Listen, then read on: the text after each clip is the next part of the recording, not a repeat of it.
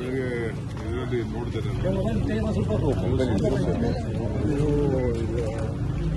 ಅವ್ರಿಗೆ ಆದಂಥ ಮಾಹಿತಿ ಕೆಲವು ವರದಿಗಳೆಲ್ಲ ಬಂದಿತ್ತು. ಪಕ್ಷದಲ್ಲಿ ಶಿಸ್ತು ಭಾಳ ಇಂಪಾರ್ಟೆಂಟ್.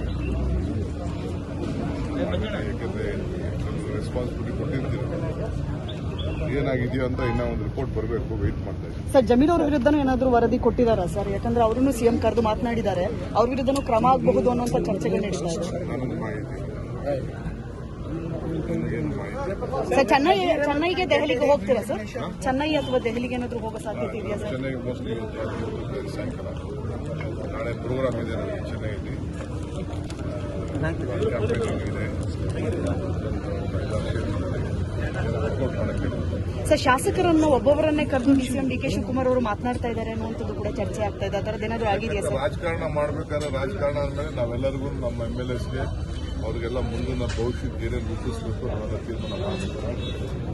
ನಾಯಕತ್ವ ಯಾರ್ಯಾರಿಗೆ ಏನೇನು ಹೇಳಬೇಕು, ಯಾರ್ಯಾರಿಗೇನು ಗೈಡ್ ಮಾಡಬೇಕು ಅದೆಲ್ಲ ಮಾಡ್ತೀವಿ. ಎಲ್ಲರಿಗೂ ಕರೆದು ಇನ್ನೆಲ್ಲ ಸಿದ್ಧತೆ ಆಗಬೇಕು, ಕಾಂಪಿಟೇಷನ್ ಮಾಡಬೇಕು, ಇವೆಲ್ಲ ಇರ್ತದೆ. ಇವೆಲ್ಲ ಮಾತಾಡೋಂಥ ಡ್ಯೂಟಿ. ಪಾರ್ಟಿ ಪ್ರೆಸಿಡೆಂಟ್ ಆಗಿ ನಾನು ಮಾತಾಡಲ್ಲ, ಇನ್ಯಾರು ಮಾತಾಡ್ತಾರೆ ಕೆಲವರೆಲ್ಲ ಬಾಗಲಕೋಟೆಗೆ ಇಟ್ಟಿದ್ದೆಲ್ಲ. ಸೊ ಎಲ್ಲರಿಗೂ ಕರೆದು ಏನೇನು ನಾವು ಆಗಿದೆ, ಯಾವ ರೀತಿ ಎಲೆಕ್ಷನ್ ಆಗಿದೆ, ಗ್ಯಾರಂಟಿ ಆಗಿದೆ. ಇನ್ನಷ್ಟು ಹೆಚ್ಚಿನ ಮಾಹಿತಿಗಾಗಿ ಫಾಲೋ ಮಾಡಿ ಬ್ರಿಗೇಡ್ ನ್ಯೂಸ್ ಕನ್ನಡ.